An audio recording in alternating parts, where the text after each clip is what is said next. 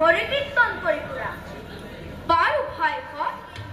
এতিয়া আৰু কথা পাতি থাকিলে মৃগয়াকৰ সময় পাৰ হৈ যাব ভাই প্ৰহ্লাদ দাদা তুমি আমাৰ লগত যাবানে নাই যদিহে যোৱা ব'লা যদিহে নোযোৱা ইয়াতেই অকলে অকলে মন মাৰি বহি থাকা মোক ক্ষমা কৰিবা ভাইখন মই মৃগয়া কৰিবলৈ যাব নোৱাৰো